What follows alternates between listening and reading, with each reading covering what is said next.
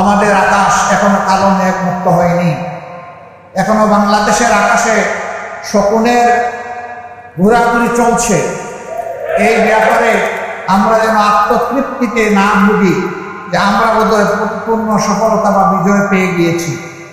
বাংলাদেশের মানুষকে হয়তো আরো অনেক ত্যাগ স্বীকার করতে হবে। আল্লাহ তাআলার কাছে দোয়া করি সকল ত্যাগের বিনিময়ে আমাদের দেশটাকে যেন আল্লাহ তাআলা পরিচ্ছন্ন করে দেন, আল্লাহ তাআলা যেন জুলুম মুক্ত করে দেন, আল্লাহ যেন ন্যায় এবং ইনসাফের ভিত্তিতে একটা সমাজ বিনির্মাণের তৌফিক এই জাতিকে দান করেন।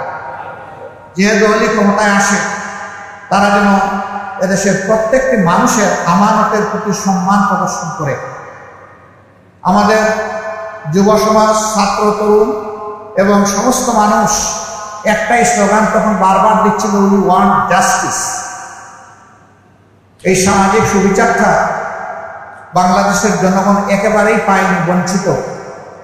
সুবিচার যদি প্রতিষ্ঠিত হয়, এটা শুধু হাইকোর্ট, সুপ্রিম কোর্টে, জজ কোর্টে হবে না, ম্যাজিস্ট্রেট কোর্টে হবে না, এটা প্রত্যেকটি পরিবার থেকে শুরু করে রাষ্ট্রের সর্বোচ্চ চূড়া পর্যন্ত সুবিচার কায়েম হবে ইনশাআল্লাহ।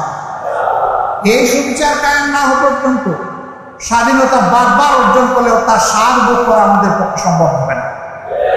এই জন্য সুবিচারের এই বীজতলা তৈরি করা এখন এই জাতির দায়িত্ব। যারা এখন সরকার পরিচালনায় আছেন, আমরা যারা রাজনীতির মাঠে আছি, আপনারা যারা বিভিন্ন পেশায় নিয়োজিত আছেন, এই জায়গাটা তৈরি করা এখন সমন্বিতভাবে আমাদের সকলের দায়িত্ব। এই জন্য সমাজের অতি গুরুত্বপূর্ণ একটি স্তম্ভ হচ্ছে সাংবাদিকতার জগৎ। সাংবাদিকরা হচ্ছেন ওয়াচ টক। তারা উপর থেকে সব কিছু দেখার চেষ্টা করে এবং তারা জনগণের ভাষা অনুযায়ী ভাষা বুঝেন, পড়েন এবং তা মানুষের সামনে তুলে ধরেন। এ কারণেই তাদেরকে বলা হয় জাতির বিবেক। কিন্তু সেই বিবেকগুলো গত 15 বছর, 15.5 বছর আফসোসের বিষয়, তারা বিবেক অনুযায়ী তাদের দায়িত্ব পালন করতে পারেননি। তাদের উপরে অত্যাচারের খড়গ নেমে এসেছে, সাংবাদিকদেরকে হত্যা করা হয়েছে, সামান্য একটি স্ট্যাটাস অথবা একটি রিপোর্ট ছাপার অভিযোগে তাদেরকে টেনে হেসে জেলে নেওয়া হয়েছে, জাতির বিবেককে কারাবন্দী করা হয়েছে, তাদেরকে হুমকি ধমকির মধ্যে রাখা হয়েছে, অদৃশ্য উপরের নির্দেশের কথা বলে তাদের কলমকে অচল করে দেওয়া হয়েছে, তাদের মুখে এক ধরনের তালা ঝুলিয়ে দেওয়া হয়েছিল। 5 তারিখের পর থেকে হাতের কলম মুক্ত হয়েছে, মুখের তালাও সরে গিয়েছে। আমরা চাই যে এটা যেন, এই মুক্তি এবং তালা সরে দেওয়া, এটা যেন চিরদিনের জন্য হয়। আপনাদেরকে বলা হয় সমাজের দর্পণ। আয়না কখনো কোনো কিছুকে বাড়িয়ে দেখায় না, আবার কোনো কিছু হাইডও করে না, গোপন করে না, যা আছে তাই তুলে ধরে। অনেক সংবাদপত্র সংবাদের নামে, নিউজের নামে নিজেদের ভিউজ তুলে দেন। তার ভিতরে যা খেলে যে চিন্তা, তিনি যা চান সেইটা নিউজের নামে চালায় দেন। এটা আসলে জনগণের জন্য, সমাজের জন্য কল্যাণকর নয়। আপনি নিউজের জায়গায় নিউজটা দেন, ভিউজের জায়গায় আপনি ভিউজটা লেখেন, তাতে কোনো সমস্যা নেই। যখন আপনার ভিউজ যদি কবুল করে, আমাদের কোনো আপত্তি নেই। এই জায়গায় আমাদেরকে ফেয়ার স্ট্যান্ডার্ড এস্টাবলিশ করতে হবে। এই জায়গাটা যদি পরিচ্ছন্ন হয়, আমাদের বিচারাঙ্গন যদি পরিচ্ছন্ন হয়, তাহলে বাংলাদেশের মানুষের বেশিরভাগ ক্ষেত্রে মুক্তি অর্জিত হবে ইনশাআল্লাহ। অতএব এই 2 স্তম্ভকে আমাদের শক্তিশালী করতে হবে সকল কিছুর বিনিময়ে। ধরেন আল্লাহর ফয়সালার ব্যাপার, কে ক্ষমতায় যাবে না যাবে, অন্যের দায়িত্ব নিয়ে আমরা কথা বলতে পারি না, এ অধিকার আমাদের নেই। আমরা আমাদের দায়িত্ব নিয়ে কথা বলবো।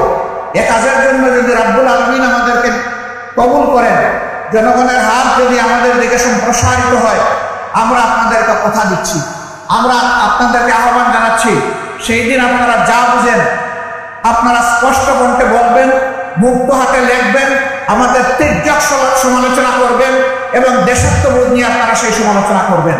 আমরা সেই সমালোচনাকে আমরা আহ্বান জানাই, আমরা ওয়েলকাম করি। আমরা চাই না একটা বোবা জাতি তৈরি হোক, আমরা চাই না একচোখা একটা জাতি তৈরি হোক, আমরা চাই একটা চক্ষুষ্মান জাতি যেন আমরা আগামী দিনে দেখতে পাই। তরুণ ছাত্র বন্ধুদের প্রতি আমাদের অনুরোধ, তোমাদের বিশাল একটা কাজ তোমরা আমাদেরকে করে দিয়েছ। আমরা এই জাতি চিরদিন তোমাদের কাছে ঋণী থাকবো ইনশাআল্লাহ। বিশেষ করে যারা জুলমের শিকার হয়ে বুলেট বিদ্ধ হয়ে হায়নার হাতে নিহত হয়েছে, তাদের সকলের জন্য আল্লাহ দরবারে দোয়া করি, আল্লাহ তাদেরকে ক্ষমা করুন, আল্লাহ তাদের শাহাদাত কবুল করুন। যারা বেঁচে আছে আল্লাহ তাআলা তাদেরকে সুস্থতার নিয়ামত দান করুন। তোমাদের প্রতি আমাদের অনুরোধ, তোমাদের নিজেদেরকে গড়তে হবে, শিক্ষা প্রতিষ্ঠানে ফিরে যেতে হবে এবং আগামী দিনের কারিগর হিসাবে নিজেকে প্রস্তুত করতে হবে।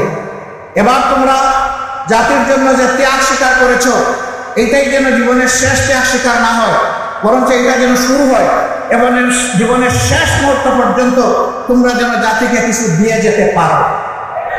আমরা এইরকম একটি উজ্জ্বল, সম্ভাবনাময়, অত্যন্ত দক্ষ, চরিত্রবান, আল্লাহভীরু একটি যুব সমাজ আগামী দিনে কামনা করি।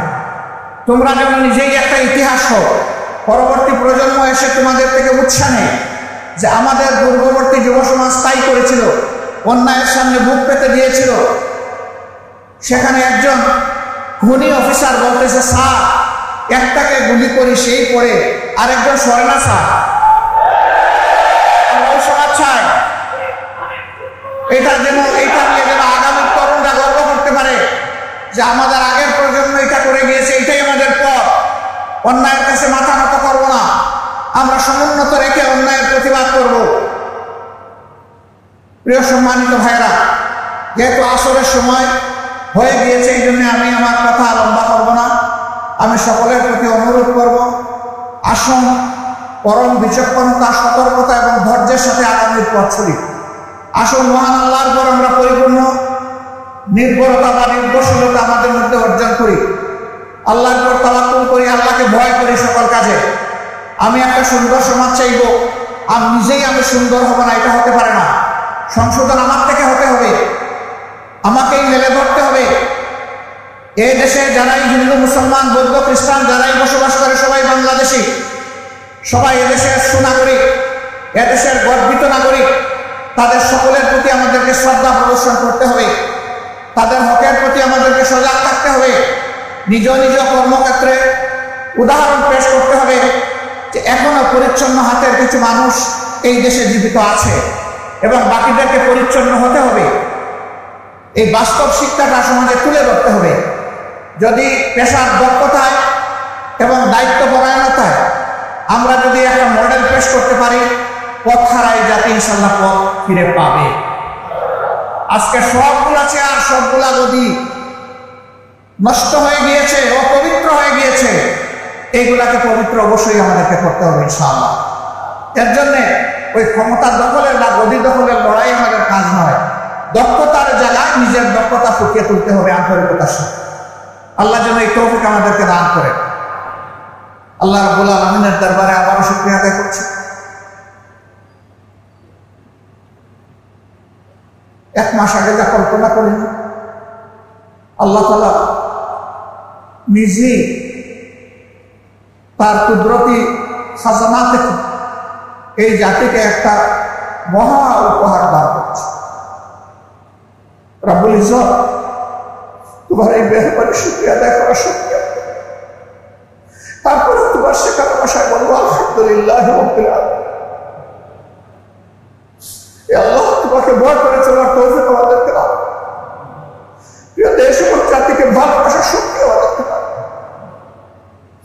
যে সমস্ত মায়ের মুখ খালি হচ্ছে, যে সমস্ত বোনেরা বিধবা হয়েছে, যে সমস্ত শিশুরা এতিম হয়েছে, যে সমস্ত যুবক যুবতী ভাই হারা হয়েছে, হে আল্লাহ তুমি তাদেরকে সবরে যাবে। এই প্রত্যেকটা পরিবারের প্রতি তুমি খুশি দাও।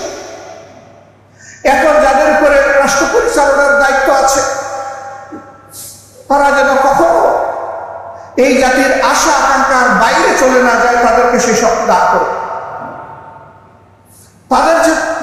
তাদের কারণে যেন আবার নতুন করে এই জাতির ক্ষতি না হয়, তাদেরকে তুমি হেফাজত করো। সকল চ্যালেঞ্জ ঐক্যবদ্ধ জাতি হিসাবে আমাদেরকে মোকাবেলা করার শক্তি তুমি দান করো। সর্বাবস্থায় আমরা তোমার সাহায্য চাই। হাসবুনাল্লাহু ওয়া নি'মাল ওয়াকিল, নি'মাল মাওলা ওয়া নি'মান নাসির। আসসালামু আলাইকুম ওয়া রাহমাতুল্লাহ।